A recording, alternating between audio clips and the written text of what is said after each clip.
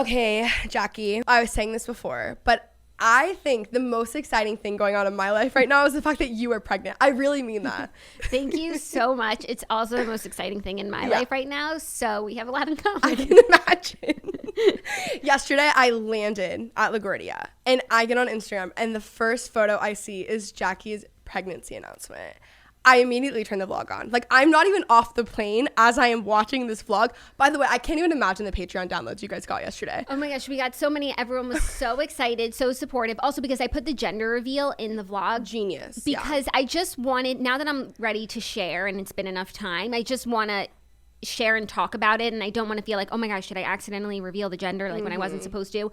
So I just was so excited to like share that with everyone. And I mean, we do our show, The Morning Toast, every day, and it's a lot of, you know, personal sharing. Yes. So it's nice to have it out there so I can actually like share the rest of what's been going on with me for the past few months. What has been the best part about being pregnant so far? Oh, the best part is probably like the free pass for everything. Like, yes, you know, oh, you can't come to the party like because you're pregnant.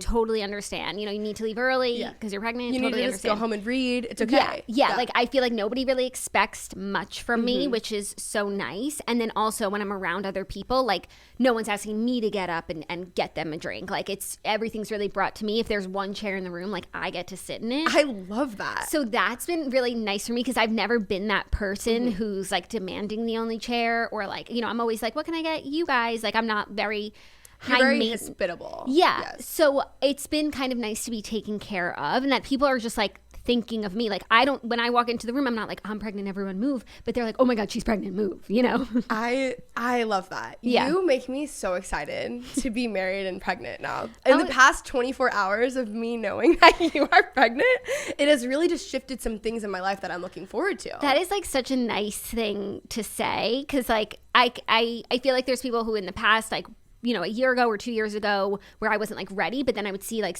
a contemporary of mine be pregnant. I'm like, well, that looks fun. Yeah. Yeah. I also think you are the most like beautiful, cute, stunning person as is. So pregnant Jackie is going to be a whole new level. I need a lot of Patreon vlogs. Oh, I will give you as many Patreon vlogs as people want, just like sharing what I've been up to. The style piece of it is really interesting because like right now my clothes still fit, but you know, it's like if I have a pair of shorts, like I'm wearing them higher up than lower down, then like my shorts are really short, so like I don't really want to wear those shorts. So it's like I'm really in between where it's like my clothes still fit, I could wear them, I'm not gonna like go maternity shopping yet because I just have like a big lunch belly still, but it's a weird transition. I mean, now I'm just wearing all the clothes that like were always a little big, you know? Yeah.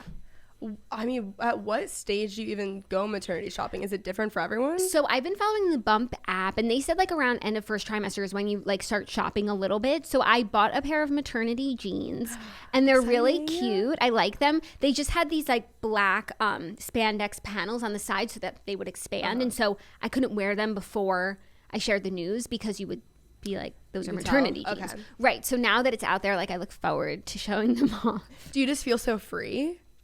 I do feel free that like I don't have to hide, and now like when people ask me like, how are you, what's new, like I can actually share there's so much new with me as opposed to being like, not much, you know, or it's like if I'm not feeling well, where there have been so many days in the last few months where like I had a horrible migraine or was just super nauseous, and I hate complaining all the time, and there usually when I had a migraine pre-pregnancy, like I would just share it on the show just in case, you know, like I'm like look like I'm in pain.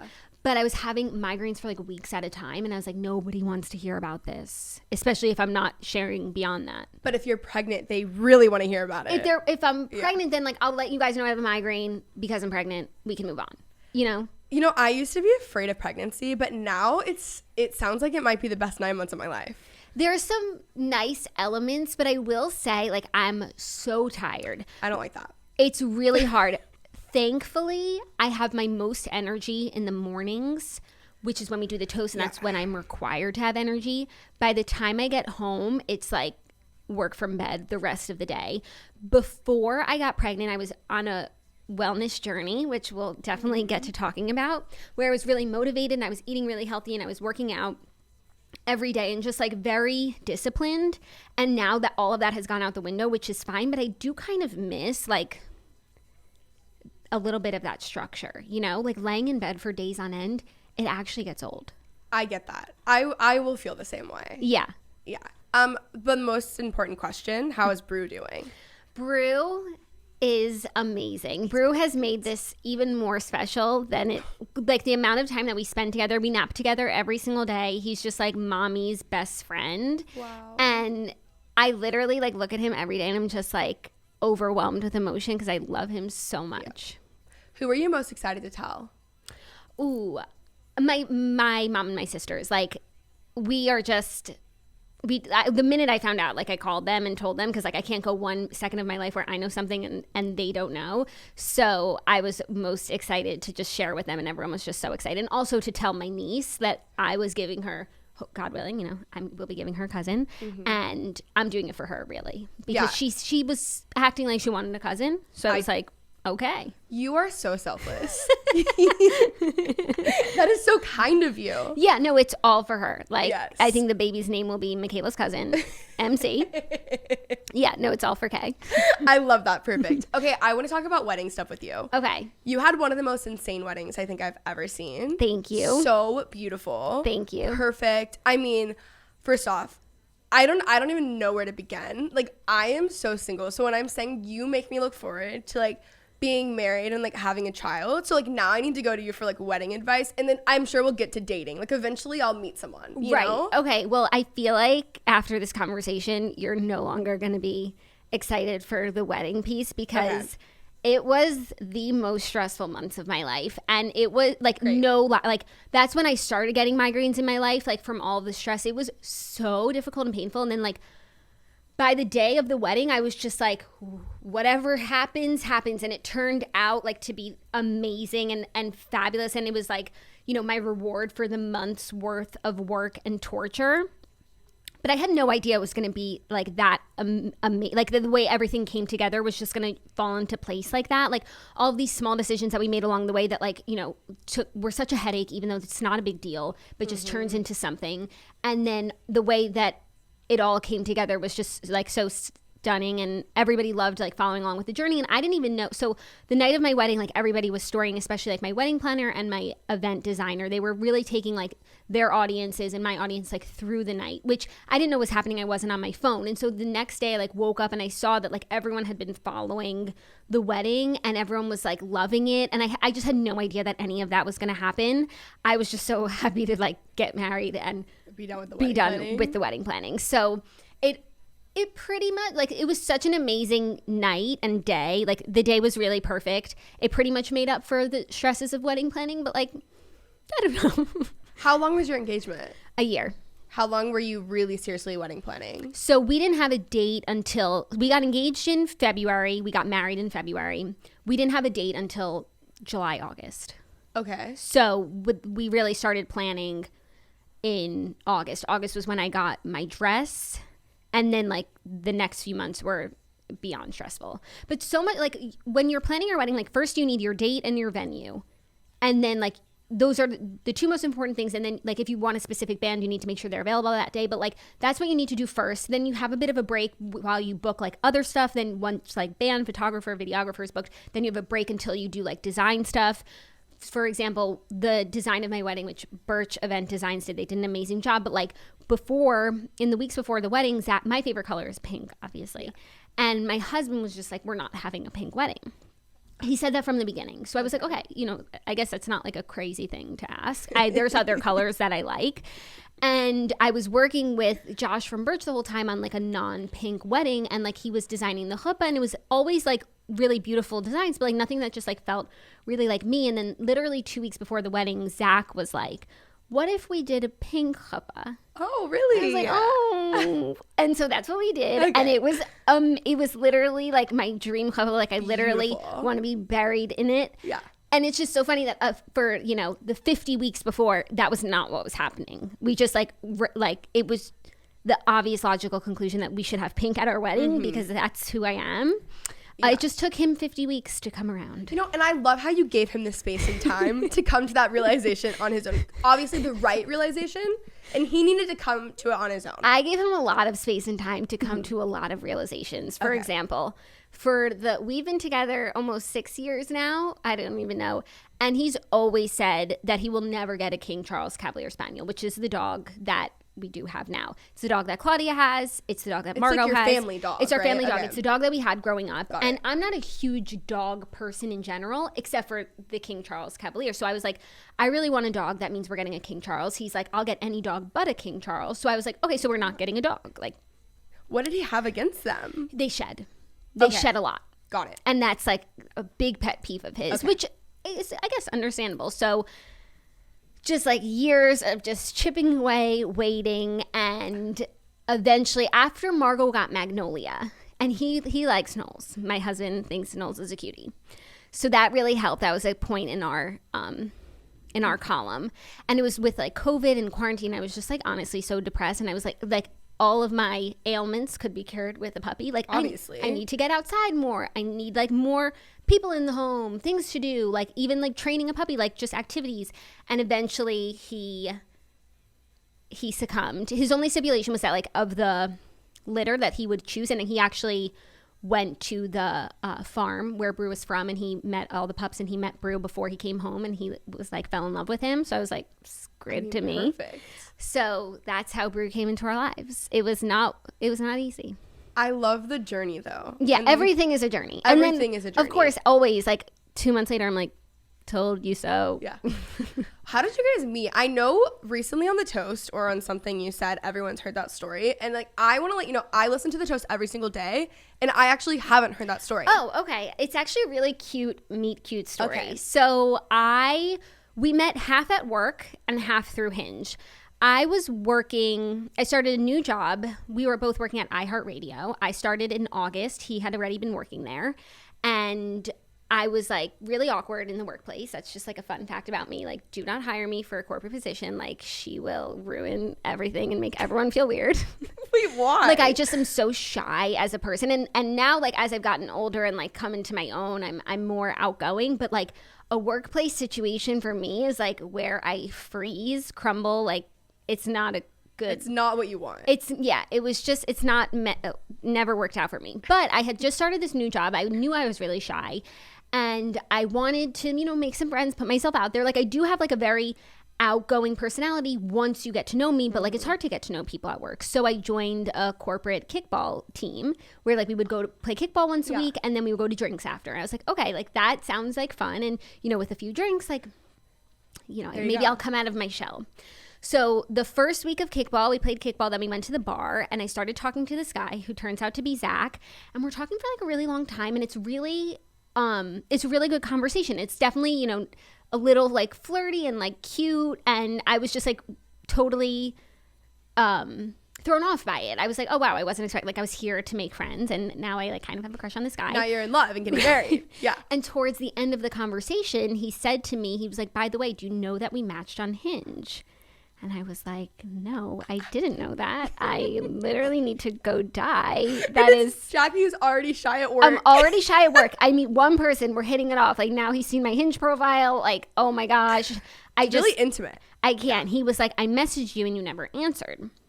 So then after the night I went home, I went through my Hinge. I like found his message. I didn't answer because at the time I just like wasn't really active on the platform. But then I saw his profile. I was like, oh my God, okay, so he is like single and he's cute and he's into me. He swiped right, like he messaged me. So that's good. And then like the next month or two at work, I just had the biggest crush on him. And you thought I was awkward at work before I had a crush on someone that I worked with? Like after, it was paralyzing. Wait, did you end up replying to his message on Hinge though? No, but I opened it that night, and then he saw that night that I opened it.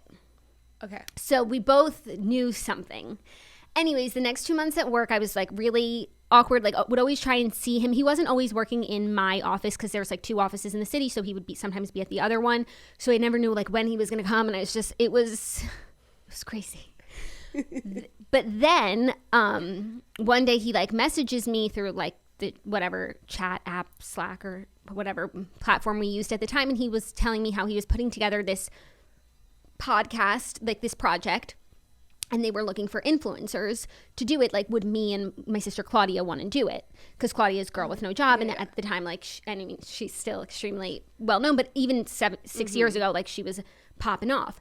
I was like, and I was so shy, and I was working there, so I was like, I don't know if I would do it, but you should have Claudia and her husband Ben do it. Like, they're so funny, and they'll be great together, and he's also an influencer. So we started working on this project. It was like a week in November in order to record this podcast with Claudia and Ben in the office. And we were just like all sort of working together on something. And then we recorded the podcast. And that weekend we were like, we should go out to celebrate. Genius. Yeah. So we're all at dinner and no one, my sister and Ben, they cannot get a read on if he likes me or not, like at all. And actually I asked Ben, he said like, I don't think that he likes you, like based on, you know, what I'm seeing. So I was like, you know what, we need to just find out so I can move on with my life. Like this is living rent free in my head. Like you don't even know. It's ruining your life. It's ruining Having my a life. crush will easily ruin your life. Right. Yes.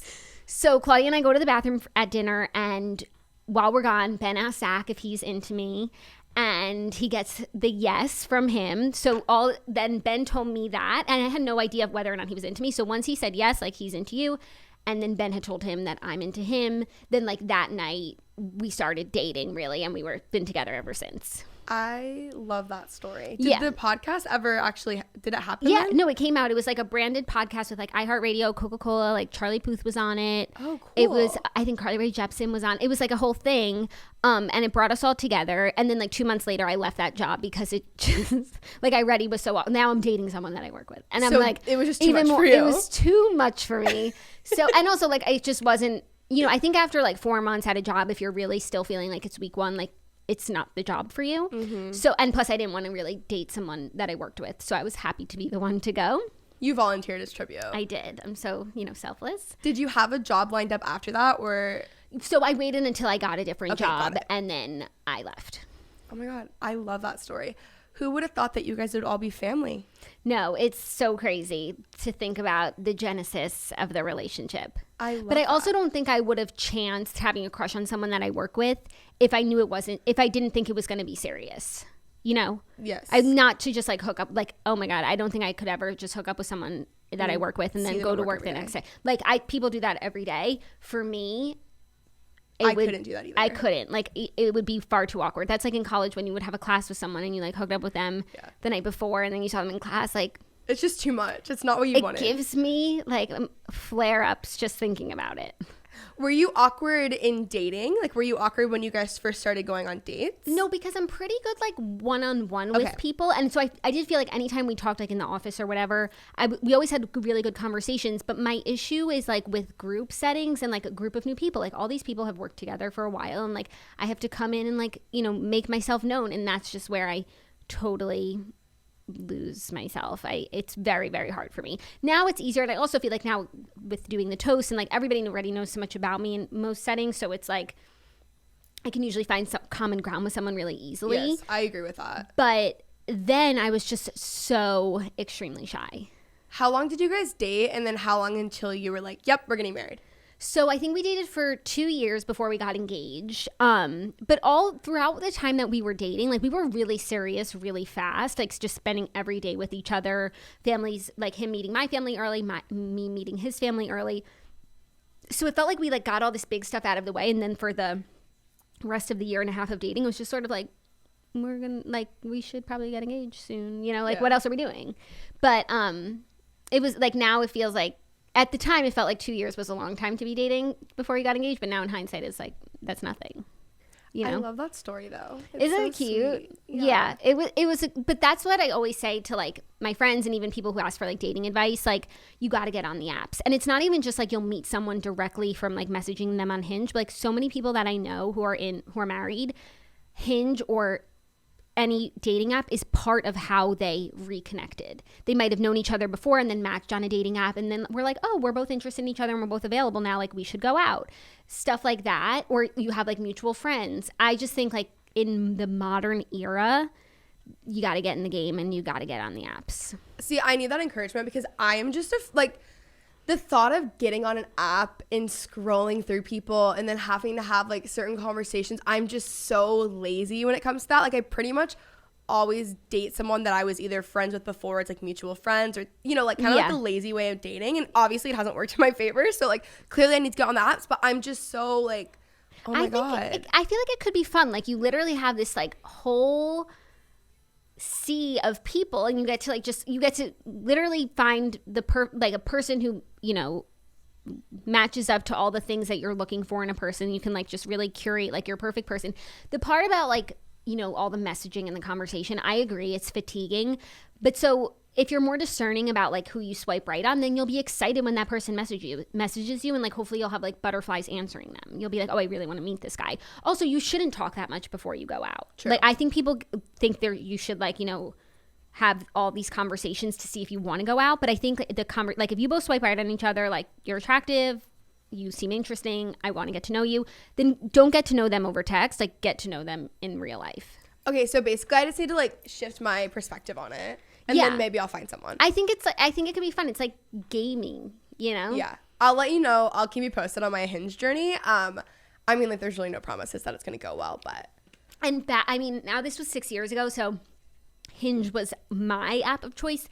It might be different now. No, I actually think that Hinge, I hear from all of my friends on apps that Hinge is still the best. Okay, cool. Like, Tinder obviously, like, had its moment, but it's definitely like a more of a, you know, fleeting connections. Yes, that's fleeting connections. Yeah, I love how you phrase that. Okay, what was something that you did in your wedding that you're really glad that you did, or something that, or something that you wish that you did? Okay, that's a really good question. This is just the first thing that comes to mind, and it's really random. But after the ceremony, I put my hair up in a high bun. My hairstylist was still there because she was a guest at my wedding, so we just like ran upstairs quickly and did a high tight bun, and I was able to dance the night away, like sweat free, not worrying about my hair. I actually think the bun looked better than my hair down. I know updos aren't for everyone, so this doesn't go for everyone, but like I wish I put it up earlier. Like I think it just looks so nice with a wedding dress, like just to have an updo, and like I didn't have to worry about like sweat in my hairline and underneath and like what's my hair doing, and it's like how does it look in this picture. Like it was liberating. I love that, and I can think of the photos. It did look really good. I mean, but I also I love an updo, so I'm impartial. Me too. I'm an updo girl. Okay, I prefer that actually. Yeah, but I do also feel like on your wedding day, like you're supposed to wear your hair down. Plus, like my hair, like at being a redhead, like it's such a big part of who I am. Like I wasn't gonna hide it for all the pictures, so I felt like I needed to wear it down at some points. But I'm glad that I did, like down for ceremony, up for the rest. How many people did you invite to your wedding? And also, like when people say a small wedding, what does that really mean? Like how many people are on the guest list for a small wedding? I have I feel like I still don't know. And I also feel like these days, small wedding is literally 20 people. True. I think in the past it was, you know, under 100 would be a small wedding. Okay. But like a super small wedding would be like under 50, you know? Got it. I don't remember how many people we invited, but 260 people came, which was a lot for me. I never really saw myself as someone having like a really big wedding, but that's just sort of where it all headed. And I also didn't have a super definitive vision or idea of what I thought it should be. So that was kind of nice. It was nice in the sense that I was flexible about everything, but it also makes things harder when you are indecisive. Like I kind of am jealous of those people who are like, it's going to be like this and I want it here and I've been dreaming of it since I was 5. They've had the Pinterest board. Because their wedding is planned. Yeah. As opposed to someone who's just like, oh, we could do it this way or we could do it that way. Like, I'm that way. I have no idea. So I feel like when sometimes I have really definitive opinions about stuff, but when I don't, I'm just pretty loosey-goosey about it, which did not serve me in wedding planning. Yeah, I am very loosey-goosey, I think, with most things. Like, I'm just like, oh, that sounds good. Yeah, both sound good. There's no wrong answer. And in general, there really is no wrong answer, but just pick one. Yeah. See, I literally do not shut up. Like, I mean, yeah, it's also like part of my job, but just in general, like, I just feel like I'm going to have a big wedding because I talk to everyone and then I make so many friends and I love them and like, you know, so I'm already like stressed about that. And, you know, I'm single. No, you should. And also I will say, I don't regret inviting anyone, even if I'm not like close with them anymore. There's no one that I regret inviting, but there's people that I regret not inviting. Like, I wish I invited even more people who like now I'm even closer with, or just like at the time I just feel like I never regretted inviting someone. I only regretted not inviting. Let's talk about inviting people, like bridal party and also just in general. Was there like drama with not inviting certain people? Like, did that stress you out? No, that didn't stress me out. I can't remember any drama about someone like not being invited. I do think in general, because I was having a big wedding and I'm someone who has like a really close group of friends, that I actually wound up inviting like more people than I even needed to. So that wasn't an issue. But I will say with like stuff with like bridal party and, you know, politics of like, I don't want to leave out this person, but we're not close and I don't want her around me on my wedding day. Like, she causes drama. be selfish. You know, it's your one day. And also, if you're feeling like you're not close with someone now, like imagine how you're going to be in 10 years and then this person's in all your pictures. Like, do whatever you think is right. Like, don't do something because you just feel like you're supposed to do it, or, you know, you're allowed to be selfish about stuff like that, I feel. But I didn't have to make any tough decisions. So who am I to talk? Yeah, but I mean, I think that's good advice. I was talking to someone recently and the same thing. I literally said the same thing and I have no experience. So yeah. I feel like it has to be. That's right. Yeah, I think so too. Let's talk about your wellness journey. Oh my gosh, my favorite thing. Yeah, I live for the wellness journey. I think that wellness, Jackie, has been quite a sight to see. I mean, and you take it, what I really love the most about you and your wellness journey is that you take it seriously. You don't just talk, you literally go, you went to a retreat. I did. When I commit to something, like I'm all in. But I'm just like a very extreme person. Me too. I'm all or nothing in every aspect of my life. So what happened was I've always been like into diet and exercise and like keeping tabs on like how I'm feeling fit. I've always like gone up and down, but like, you know, it's always in my purview. And over quarantine, I gained like, you know, a lot of weight for me. And then earlier in this spring of 2021, like things were opening up and I was feeling my worst physically, like, and my clothes like weren't fitting how I wanted them to. And it's making me like, it was depressing me. Like the way I looked on the outside was affecting how I felt on the inside. And you know, I'm not a stranger to different diets and fads that people do, and I've had a lot of success with some of them, but I was having no success. It was like I ran out of ideas of things that I could try and do. And even throughout quarantine, like I got a Peloton at the beginning of COVID, and I Pelotoned like 150 times like in the past year. Like it wasn't for lack of trying or motivation, but I just like couldn't restart anything. And you know, I would feel motivated to like be good, and I just couldn't keep up. I couldn't keep it up. And so one day I was hanging out with one of my friends who I hadn't seen in a while, and I was just like complaining about my weight because apparently that's what we talk about. And she was like, you know what? I went to a retreat right before COVID, and I lost a bunch of weight, and it was actually perfect because then in COVID she like used all those practices and she like got into amazing shape. She was like, but you should go there because like it was like 10 days or something, and you'll lose a few pounds and it'll put you on a really good path. So the place that she went to was totally booked, and I couldn't get in for the week that I wanted, which was 2 weeks from the day that I was trying to go because, like I said, extreme. But then it got me like really like, oh my God, this is going to be the answer for me. And wellness retreat is probably not the right word, because what I was really looking for was like a fitness retreat.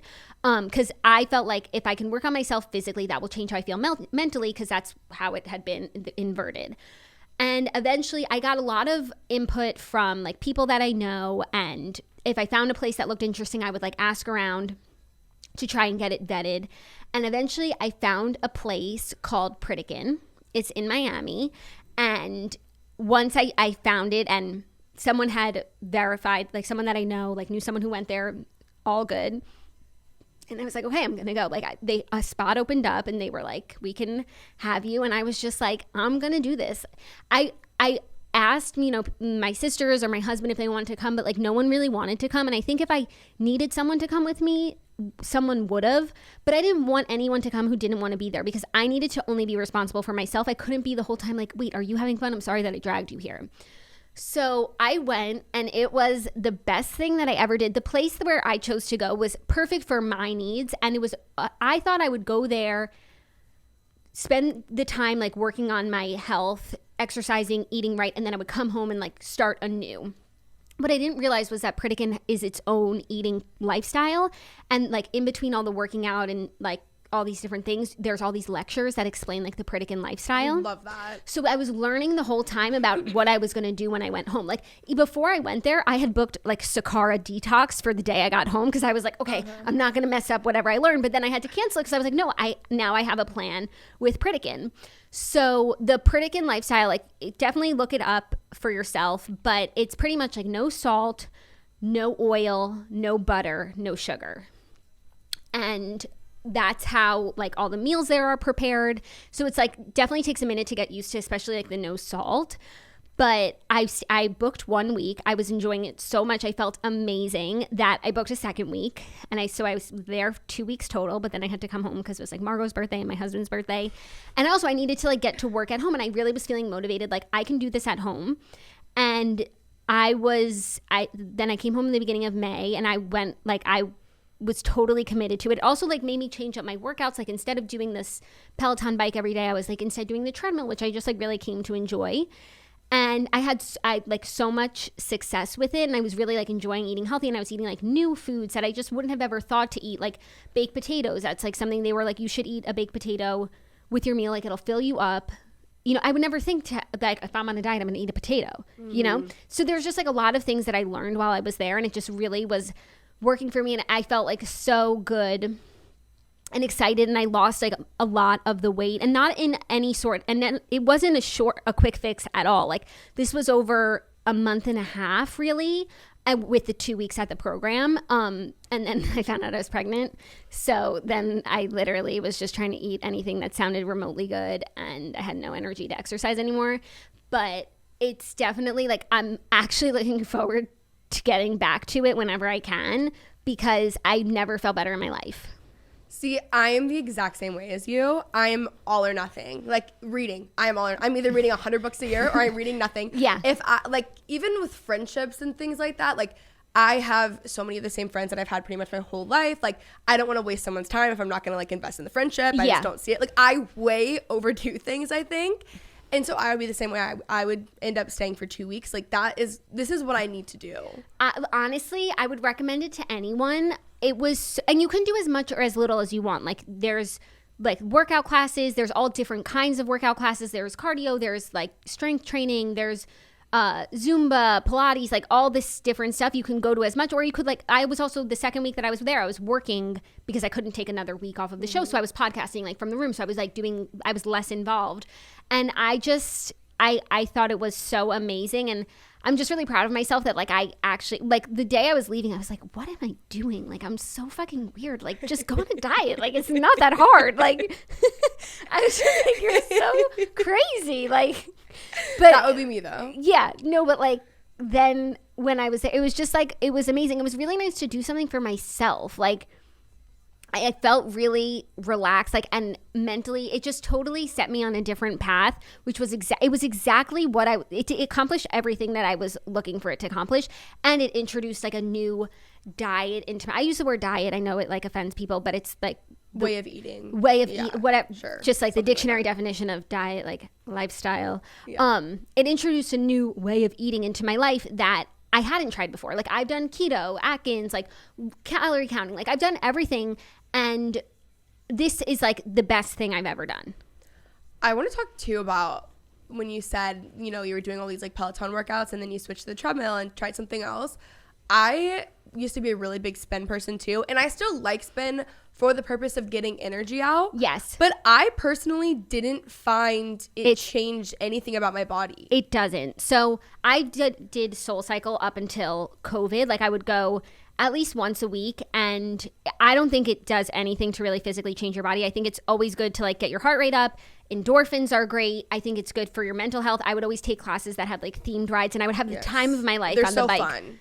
But it was not changing my body. And so even doing the Peloton all year, I think was amazing. It kept me like above the line, like mentally, you know, just like having something to like, I would get, when I would like sit around for days on end in quarantine, like I would get spilkus, which is just like pent up energy where it's just like I'm FaceTiming everyone, I'm like being crazy, and it's like you got to get that out. So like the bike was really great for that, but I don't think it's great for changing your physical shape. And so running and doing the treadmill, like I actually think compounding that with like the Pritikin way of eating, like was why I was able to have a lot of success. Like I still do the bike when I can, like, because I think it's fun. I think it's good for me mentally, but it's more of a mental thing than a physical thing at this point. Yes, that's what I noticed, because I was doing Soul forever when I was younger, and I was doing it just for like mental reasons. And then finally I started to think like, I'm spending so much money on this and I haven't noticed any difference. And I think also, I do think different workouts work for different people. Mm-hmm.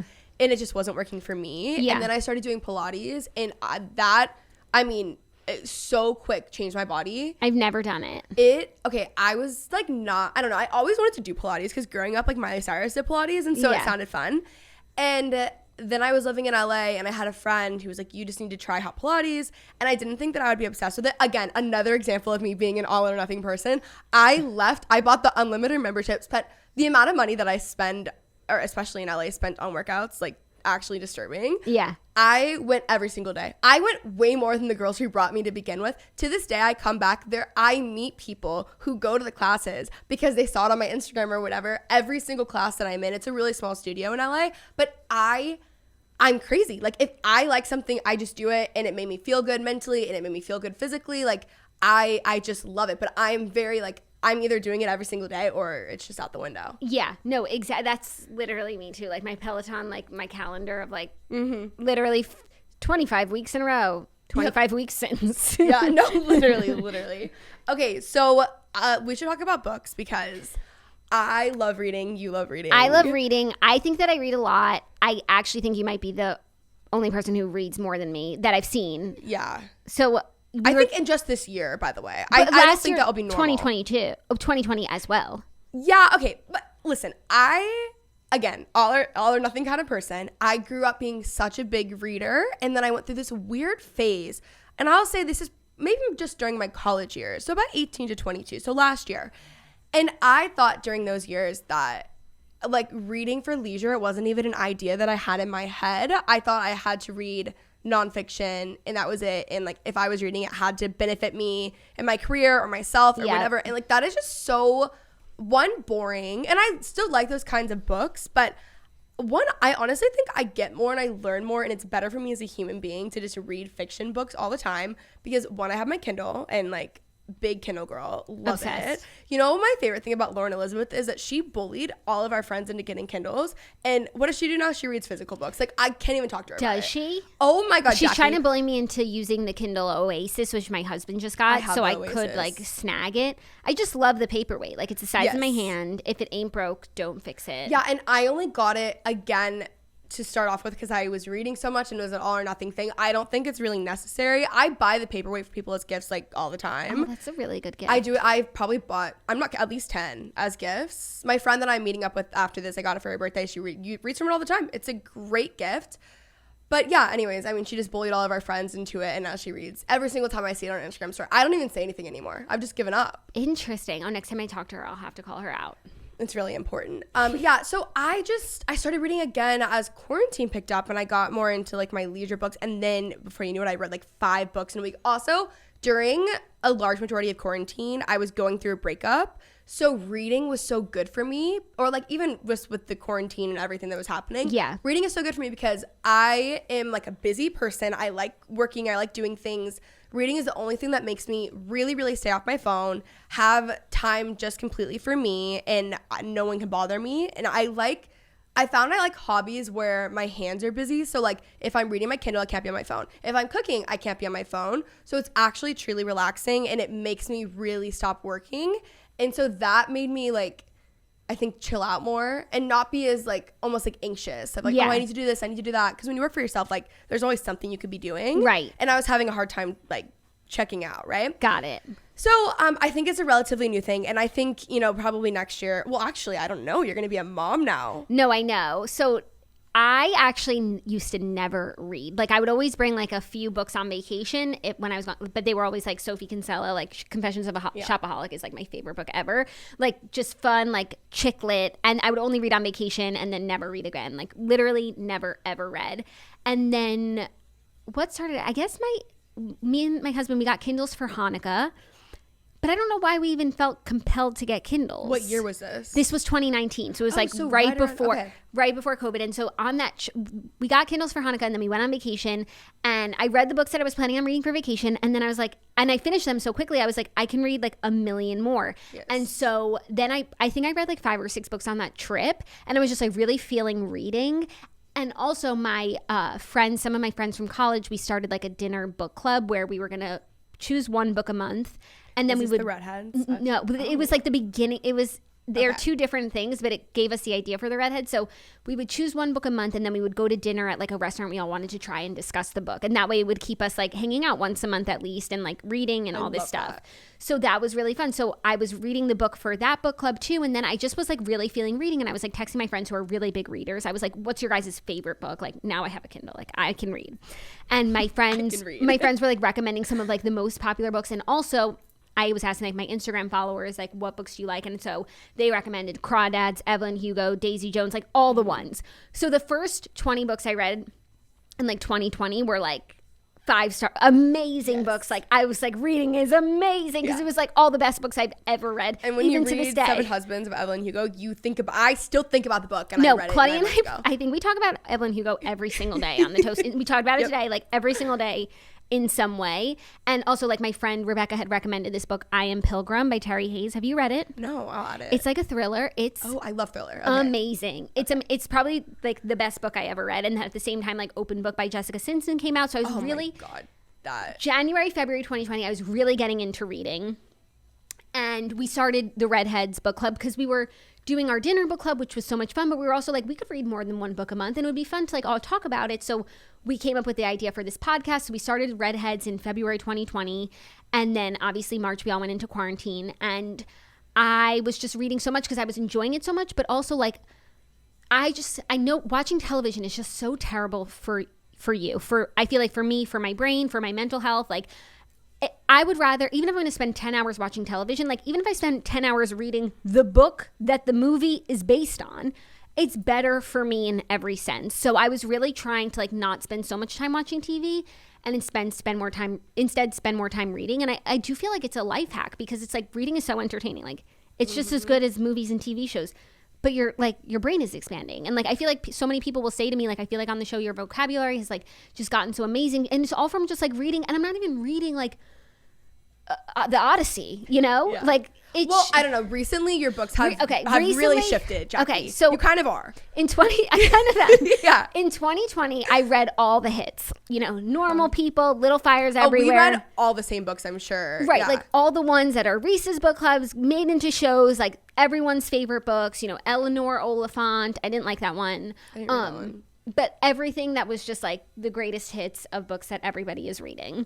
You know, a lot of Ellen Hildebrand, like just all the ones. And so my reading goal for 2020, because Goodreads, you do reading goals. My reading goal was 50 books, but I wound up reading 65 because it was 2020. Mm-hmm. So now my reading goal for 2021 is again 50 books. I think I'm at 39. I think I'm on my 40th right now, which is pretty good. That's really good. But your reading goal is 100. Okay, Jackie, again, I'm all How many have you read? I'm getting close to 70. I'm close. Because that would make sense, right? With 50, with yours doing the math. Yeah, I'm close. But I will do something like here's the other thing about me, right? I started reading so seriously because it helped my anxiety. In which case, then I made a reading goal of 100. And now you're giving yourself right, anxiety. That's why it's like I know hopefully I'll read more than 50 books this year. But it's like I like to like go above and beyond, not fall short. Okay, so I for sure will hit 100 books this year because I'm just kind of already at the rate of that. And also like there's no way I will fail. Like I'm going to hit 100. I said it on the internet. So like I will hit 100 books.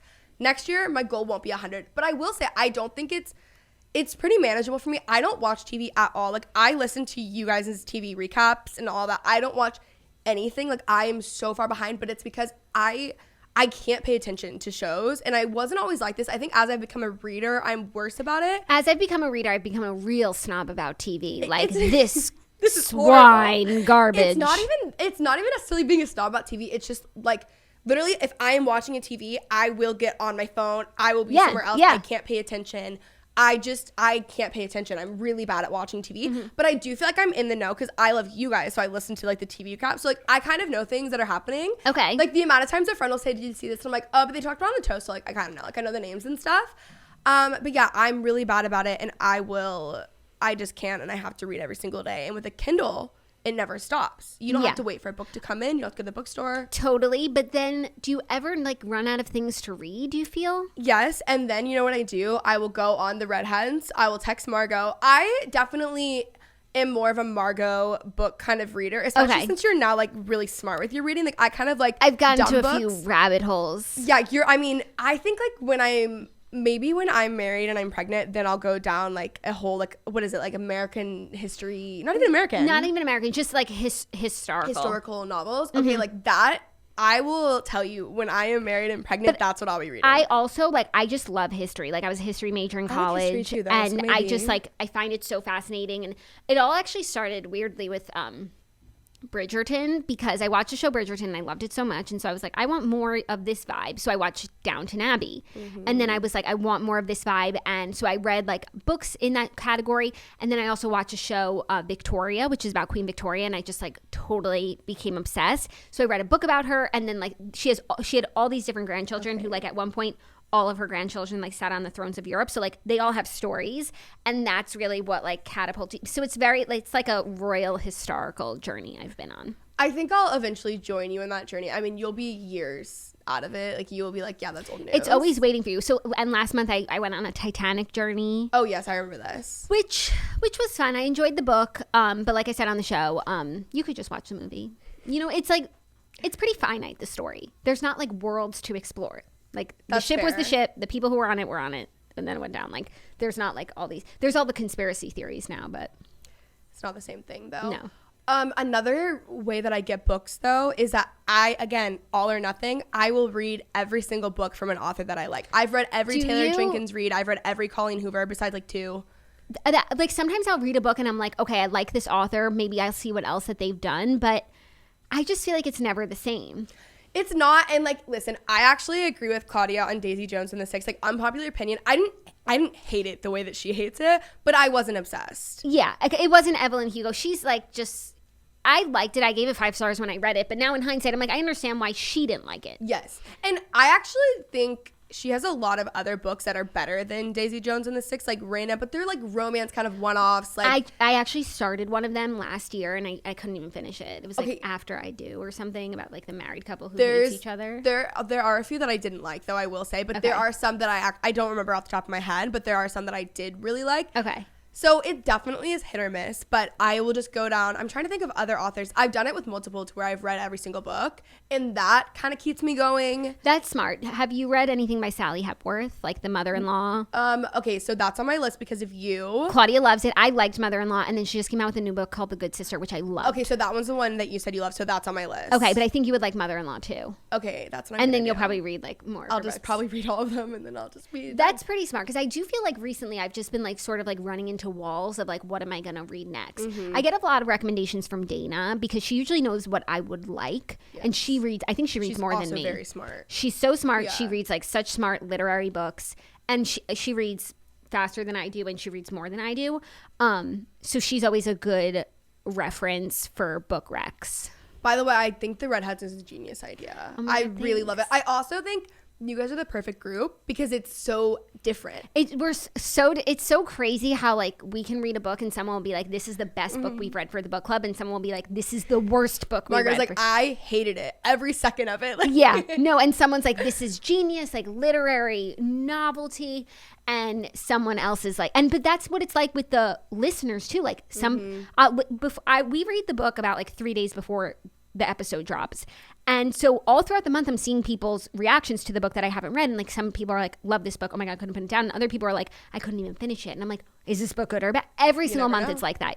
I have no idea. Even this month we're reading We Are the Brennans. I've seen so many positive things, but I've also seen a lot being like, oh, snitch, you did it this time. Like, I downloaded it on my Kindle on the way here. It looks really good. Apparently it's similar to Ask Again, Yes. Did you read that book? Wait, I think so. What is it about? I definitely did though. It was more of a coming of age story. It was like 2 kids, they like grew up together. One of their dads was like a police officer, and there was that whole incident, and like the whole book is like shaped around that. Yes, now I remember. Yeah, so I guess this is like a coming of age story, sort of. I love this, even though that doesn't sound like a snitch's choice. No, it was shocking. Yeah, it was really shocking, and I actually didn't like Layla as Colleen Hoover, but I liked everything else. Yeah. But I think it was just so not what I was expecting. So maybe if I went in and it was an author I didn't know and I had no preconceived idea about it, it would have been different. I understand how you felt that way. I just felt like the end result, like the solution that they gave us really did explain the problem. I agree. And I felt really like good about that. Okay, so the ending kind of saved it for me. Yes. But I didn't. Along the way, I was like, this is fucking weird. Yes, and I didn't dislike the book as much as I would have had I not liked the ending. Yes. So the ending did kind of turn it around. But we've been talking for quite some time, so I do have to, unfortunately, stop recording. I think we can go on for about 4 more hours just about books. But like once I'll be like at a dinner party or whatever, like, and I'm, me, so awkward. But the minute I start, someone like tells me that they're a reader or like they have a Kindle, I'm like, pull up your Goodreads, and I'm just like comparing. Always. I can talk for like actual hours about books. That's actually been one of my go-tos. I'm either like the most outgoing person in the room, or I just like shut off and I have nothing to say. But that is a go-to of mine if I'm feeling awkward. If I know someone's a reader or it somehow comes up, you can talk for hours and you're set. For hours. And then especially if they are into your favorite genre too, like book recs for days. Yes, it's the best. Okay, so where can they find you? You can find me on Instagram at Jackie Oshry or every day on The Morning Toast. It's a podcast. It's also a video, a web show on YouTube. So it's called The Morning Toast on Instagram, podcast app, YouTube, and then Jackie Oshry is where you can find me. And if you want more pregnancy tea, head to patreon.com/themorningtoast. I was just about to say that. Thank you for coming on. Thanks for having me. Bye, guys.